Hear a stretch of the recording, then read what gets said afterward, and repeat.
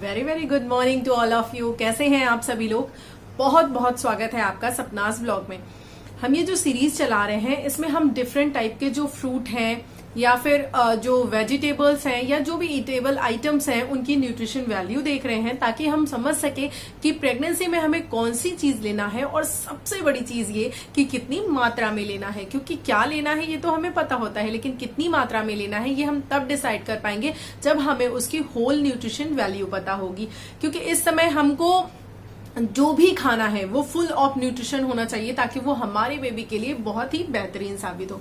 तो इसी सीरीज में आज हम बात करने वाले हैं बीटरूट की, कि बीटरूट में क्या क्या पाया जाता है, ये किस तरीके से आपको और आपके बेबी को हेल्प कर सकता है। साथ ही साथ ये भी देखने वाले हैं कि किन लोगों को बीटरूट बिल्कुल टच भी नहीं करना चाहिए, और ये भी देखेंगे कि बीटरूट सिर्फ फायदेमंद भी नहीं है, इसका नुकसान भी है। तो क्या इसका नुकसान है ये भी वीडियो में देखेंगे। तो वीडियो को पूरा देखिएगा, सारी इन्फॉर्मेशन आपके पास गैदर हो जाएगी। तो चलिए स्टार्ट कर लेते हैं। अगर बात किया जाए कि स्टार्टिंग से अगर बात करें, जो कि हमारी प्रेगनेंसी में सबसे ज्यादा जरूरी है क्या, कि हमारा पेट अच्छा रहे, हमारा गट हेल्दी रहे, हमारा लीवर अच्छा रहे।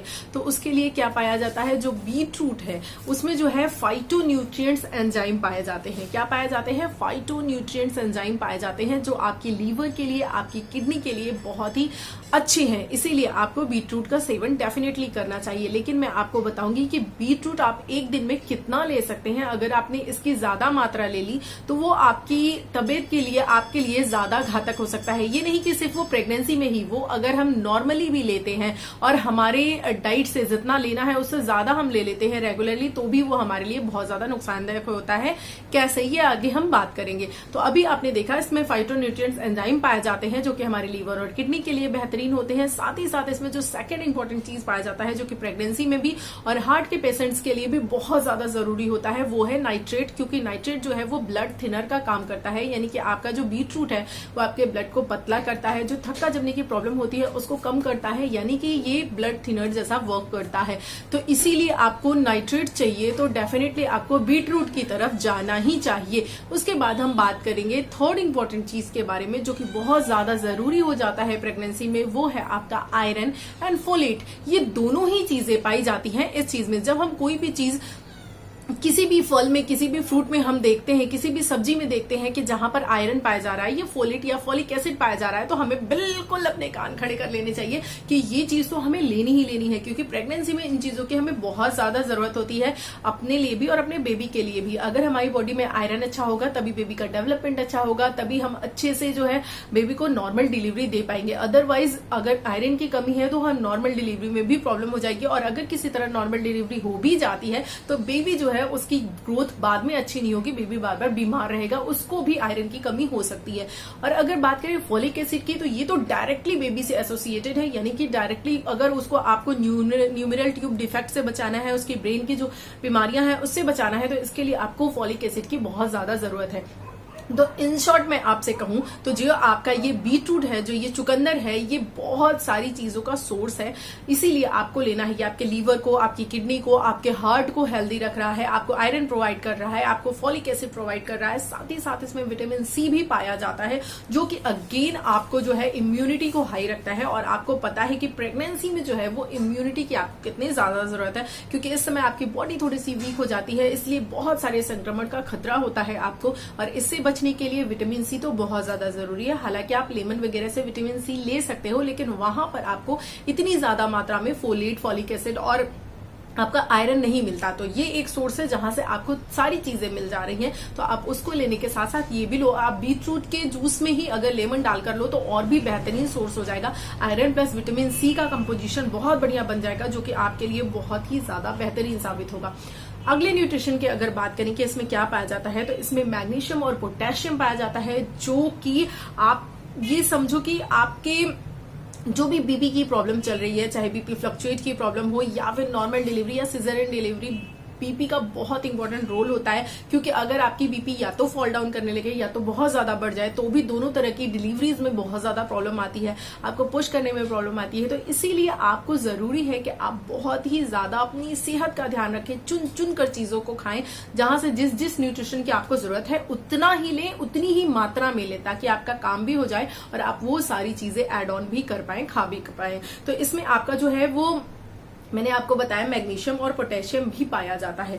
अब मैं आपको बता दूं, जैसे कि मैंने आपको बताया ये आपका ब्लड फ्लो अच्छा रखता है, ब्लड थिनर का काम करता है, ये आपका बीपी को मेंटेन कर रखता है। साथ ही साथ मैं आपको ये बता दूं, जैसे मैंने आपको कहा था कि किन लोगों को इसको नहीं लेना चाहिए, तो जो देखिए जैसे कि इसमें बहुत सारी चीजें पाई जाती है, मैंने आपको बताया न्यूट्रिशन वैल्यू इसकी बहुत अच्छी है, लेकिन साथ ही साथ इसमें ऑक्सीलेट भी पाया जाता है। तो स्पेशली उन लोगों को नहीं खाना है जिनको ऑलरेडी पहले से गाउट यानी गठिया की प्रॉब्लम है, या फिर जिन लोगों को यूरिक एसिड की प्रॉब्लम है। जिनको यूरिक एसिड होता है उनके पैर के एड़ी में या पैर के जो अंगूठा वाल है पोर्शन है, वहां की हड्डियों में क्या होता है, काफी ज्यादा सीवियर पेन होता है। तो अगर ऐसा सिम्टम आपको भी है तो आपको बीटरूट से दूर रहना होगा, क्योंकि उसमें जो ऑक्सीलेट है वो अगेन आपकी यूरिक एसिड की मात्रा को क्या करता है, हाई कर देता है, बढ़ा देता है, जिसकी वजह से आपको गाउट की जो प्रॉब्लम है वो बढ़ जाएगी, या फिर यूरिक एसिड की जो प्रॉब्लम है वो बढ़ जाएगी।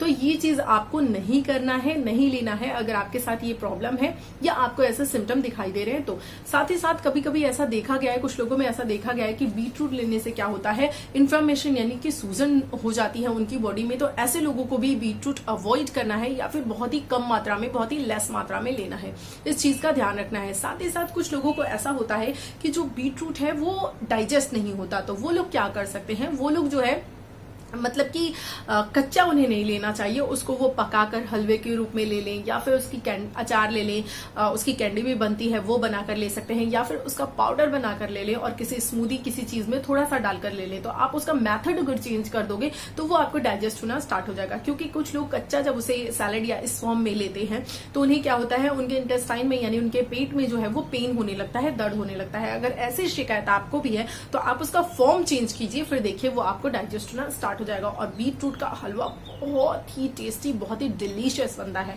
अगर आप ऐसे हो जिन्हें बीटरूट से नफरत है, खाना पसंद नहीं है, तो प्लीज एक बार उसका हलवा बनाकर जरूर आप चेकआउट करें, बहुत ही ज्यादा अच्छा लगता है वो, बहुत टेस्टी भी होता है और आपके लिए इतनी सारी न्यूट्रिशंस तो दे ही रहा है। ये सारी चीजें आपने देख ली, ये सारी चीजें मैंने बता दी कि किनको खाना है, किनको नहीं लेना है। अब एक जो बहुत ज्यादा जरूरी बात हो जाती है कि मात्रा। मैंने अभी कहा ना कि हमें पता है कि हमें प्रेगनेंसी में क्या क्या खाना है, सभी को पता है कि बीटरूट फायदेमंद होता है, किसको नहीं पता है कि बीटरूट में आयरन पाया जाता है, लेकिन आयरन के साथ और भी क्या क्या पाया जाता है। क्या आपको पता था कि इसमें नाइट्रेट पाया जाता है, या फिर क्या आपको पता था इसमें फाइटोएंजाइम्स पाए जाते हैं। तो ये सारी चीजें भी हमें पता होना जरूरी है। ऑक्सीलेट पाया जाता है साथ, क्यों, क्योंकि ये जब पता होगा तभी हम पता लगा पाएंगे कि हमें क्यों खाना है, क्यों नहीं खाना है, कितनी मात्रा में खाना है, कितनी मात्रा में नहीं खाना है। तो अभी हम समझ लेते हैं उसकी मात्रा को, कि हमको कितनी उसकी मात्रा लेनी है। अगर बात किया जाए नॉर्मल पर्सन की, जो नॉर्मल पर्सन है उनका जो डेली रिकमेंडेड डोज होता है वो आधे से 1 कप जो बीटरूट है वो ले सकते हैं, उसका जूस ले सकते हैं। लेकिन अगर आप ऐसे हो जिनको थोड़ी सी यूरिक एसिड की प्रॉब्लम है, या जिनके साथ गाउट की प्रॉब्लम है, या जिनको डाइजेशन की प्रॉब्लम है, तो वो जो है इसकी मात्रा को थोड़ा कम भी कर सकते हैं। लेकिन अगर प्रेग्नेंट लेडीज में बात की जाए तो मानते हैं कि आयरन, फोलिक एसिड, इन सारे न्यूट्रिशंस की हमें जरूरत है, लेकिन हम एक ही सोर्स से इन सारी चीजों को लेने की नहीं सोच सकते। इसका मतलब ये है कि अगर इसमें पाया जाता है बीटरूट में, तो इसका मतलब ये नहीं है कि आप ये सोचो कि मैं बीटरूट ही भरकर खा लूं, भरकर इसका जूस ले लूं डेली 1 ग्लास भर के, तो मुझे सारी चीजें मिल जाएंगी। नहीं, ये गलत तरीका है। आपको जो डिफरेंट सोर्सेज हैं उनको लेना चाहिए। इसीलिए मैं ये वीडियोस बनाती हूँ, पूरी सीरीज ले आती हूँ, ताकि आप हर चीजों को खोज सको, देख सको कहां पर कितनी मात्रा में क्या क्या मिल रहा है, उसके बाद उसकी वेराइटीज को ले सको। ठीक है, तो जो आपका बीटरूट है वो आप 1/4 कप डेली ले सकते हो। अगर डेली ले रहे हो तो 1/3 1/4 कप आपको डेली लेना है प्रेगनेंसी में, अगर आप ले रहे हैं तो। और अदरवाइज अगर आपको लगता है कि नहीं आप डाइजेस्ट कर पा रहे हैं तो आप आधा कप डेली ले सकते हैं, या फिर एक दिन छोड़कर एक दिन स्किप करके ले सकते हैं। क्योंकि प्रेगनेंसी में अगर आप इसको ज्यादा लेते हो तो ये आपकी लूज मोशन की प्रॉब्लम को बढ़ा देगा, आपके पेटों में दर्द दे सकता है, जो कि अगेन आपके लिए बहुत ज्यादा प्रॉब्लमेटिक हो सकता है। क्योंकि इस समय किसी भी कंडीशन में आपको लूज मोशन नहीं होने चाहिए, ये काफी घातक हो सकता है। तो इन चीजों का आपको ध्यान रखते हुए ये ध्यान देना है कि हमें कौन सी चीज कितनी मात्रा में खाना है, ये बहुत ज्यादा जरूरी है। हर चीज फायदेमंद होती है, लेकिन अगर उसका एक्सेस कर दिया जाए तो वो नुकसान भी देती है। और कुछ ऐसी कंडीशन होती है, कुछ ऐसे और डिजीज होती हैं जिनमें उन चीजों को अवॉइड करना चाहिए। इसीलिए जरूरी हो जाता है कि हम इस तरह के वीडियोस को या फिर इस तरह की इन्फॉर्मेशन को कहीं से भी लें। जरूरी नहीं है कि आप यूट्यूब से वीडियोस के थ्रू ही देखो। अगर आपको इंटरेस्ट है पढ़ने में, आप इस टाइप के हो जो पढ़ने में इंटरेस्ट रखते हो, तो ये सारी चीजें आपको आराम से अवेलेबल हो जाएंगी, मिल जाएंगे, आप इनको पढ़ भी सकते हो। लेकिन आप ऐसे हो जिनको पढ़ना नहीं है, आपको चीजें सुनना, चीजें देखना ज्यादा अच्छा लगता है, तो फिर आप वीडियोस के थ्रू ले सकते हो। मतलब मोटा मोटा एम क्या है कि आपको इस तरह की इन्फॉर्मेशन लेनी है और उन इन्फॉर्मेशन से आपको जो मात्रा है वो डिसाइड करनी है कि हमको कितनी मात्रा लेनी है जो मेरे लिए सुरक्षित भी हो और जो मुझे नुकसान भी ना करे। हर चीज की तो हर चीज मिक्स करके खाना है। एक गोल्डन रूल आपको बता देती हूँ, प्रेगनेंसी में भी और वैसे भी आपको कोशिश ये करनी है कि आप जब भी खाते हो, अपना जो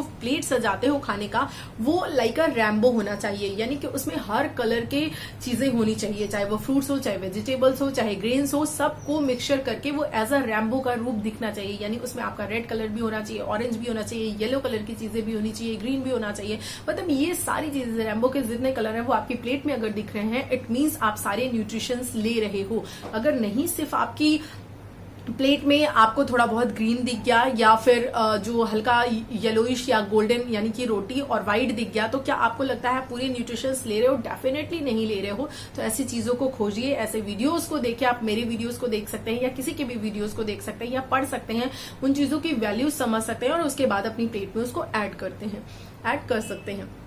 ये वीडियो आपको कैसा लगा? क्या आपको इन्फॉर्मेशन अच्छी लगी जो मैंने दी? साथ ही मैं आपको बताऊंगी, मैंने एक चीज छोड़ दी है इस बीटरूट की, जो कि यहाँ पर मैं ऐड ऑन नहीं करना चाहती हूँ, क्योंकि वो जो है आपकी प्रेगनेंसी के लिए नहीं बल्कि आपके हार्मोन्स के लिए बहुत ज्यादा जरूरी होती है। आपके हार्मोन्स को बैलेंस रखती है, कुछ हार्मोन्स को बढ़ाती है। इसकी वजह से आपकी बॉडी में कुछ बहुत इंपॉर्टेंट चीज होती है, उसके बारे में बात करेंगे अगली वीडियो में। अगर आप चाहते हैं उस इंटरेस्टिंग जानकारी को जानना तो अगली वीडियो को भी जरूर चेकआउट कीजिएगा। वीडियो को आपने लास्ट तक देखा, इसके लिए thank you so very much। Thank you so very much.